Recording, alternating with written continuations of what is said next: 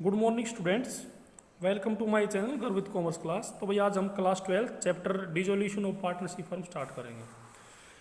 देखो, dissolution of partnership firm का मतलब क्या है कि अपना जो हमारा पार्टनरशिप बिजनेस था अब हम उसको क्लोज करेंगे। ठीक है, देखो क्लोज करने के रीज़न कुछ भी हो सकते हैं। जो डिसोल्यूशन ऑफ पार्टनरशिप फर्म है ये दो टाइप का होता है। एक होता है वॉल्यूंटरी डिसोल्यूशन और एक होता है अनवॉल्यूंटरी डिसोल्यूशन।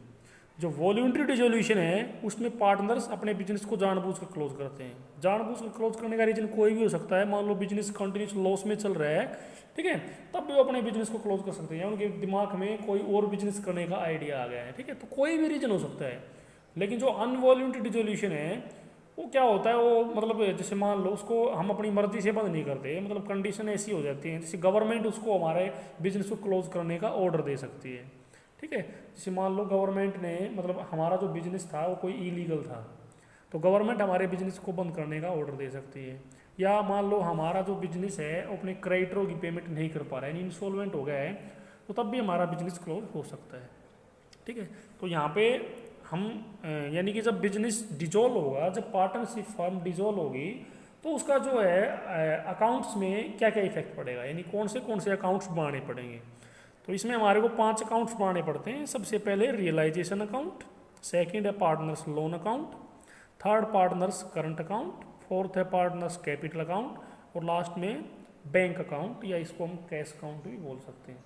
ठीक है, तो ये 5 अकाउंट बनेंगे भाई। एक इस चीज़ का ध्यान रखना है कि इनके जो ये सीरियल नंबर में जिस सीरियल नंबर में मैंने लिखे हैं ऐसे ही बनेंगे। ये नहीं कि पहले हम लोन अकाउंट बना दें फिर रियलाइजेशन अकाउंट, नहीं, पहले रियलाइजेशन अकाउंट बनेगा। फिर ये भी नहीं है कि हम पहले पार्टनर्स कैपिटल अकाउंट बना दें फिर लोन अकाउंट, ऐसा भी नहीं करना है। पहले रियलाइजेशन अकाउंट बनाना है, फिर पार्टनर्स लोन अकाउंट बनाना है, फिर पार्टनर्स करंट अकाउंट, फिर पार्टनर्स कैपिटल अकाउंट और लास्ट में बैंक अकाउंट। ठीक है, तो भाई सबसे पहले मैं आपको रियलाइजेशन अकाउंट है जो उसके फॉर्मेट के बारे में बताऊंगा। देखो, जब बिजनेस डिजोल्व होता है तो पार्टनर्स क्या करते हैं, अपने बिजनेस की जो एसेट्स हैं उनको रियलाइज कर देते हैं, यानी सेल कर देते हैं।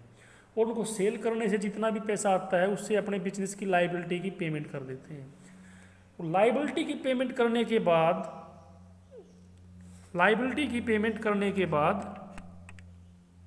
अगर पार्टनर्स के पास कुछ सरप्लस बचता है तो उनको डिस्ट्रीब्यूट कर लेते हैं अपनी रेशियो में, बिजनेस क्लोज हो जाएगा। अगर कई बार ऐसा भी होता है कि उनके पास सरप्लस नहीं बचता, कुछ कमी रह जाती है, तो उनको और कैश पे करना पड़ सकता है।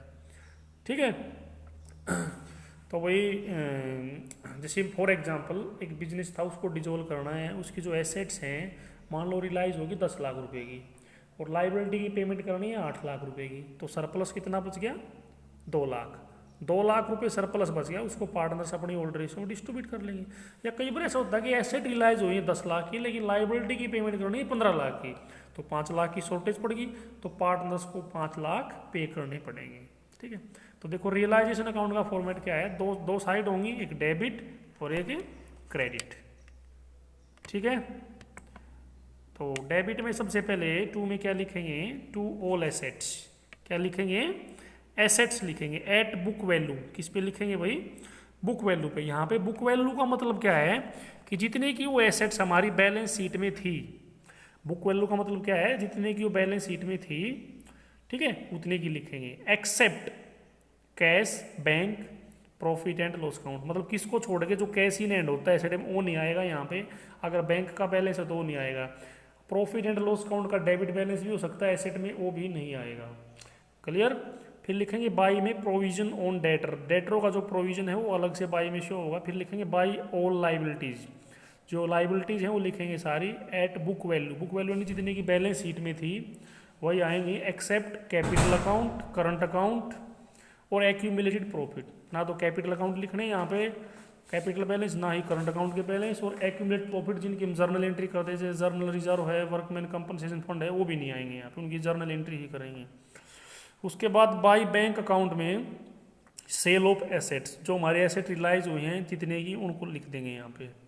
टू बैंक अकाउंट में लाइबिलिटी की पेमेंट कर देंगे जितनी भी पेमेंट करनी है। ठीक है, by partners capital account, by में क्या है, partners capital account. Assets taken over, अगर कोई पार्टनर एसेट्स को टेक ओवर करता है तो बाई में आ जाएगा वो। To partners capital account, liability taken over, अगर कोई पार्टनर लाइबिलिटी को टेक ओवर करता है तो टू पार्टनर्स टू में आ जाएगा। उसके बाद टोटल करेंगे। अगर क्रेडिट साइड बड़ी है और डेबिट छोटी है तो यहाँ पे रियलाइजेशन प्रॉफिट बच जाएगा। अगर डेबिट बड़ी आती है छोटी तो यहाँ पे लॉस बच जाएगा। तो ये था भाई रियलाइजेशन अकाउंट।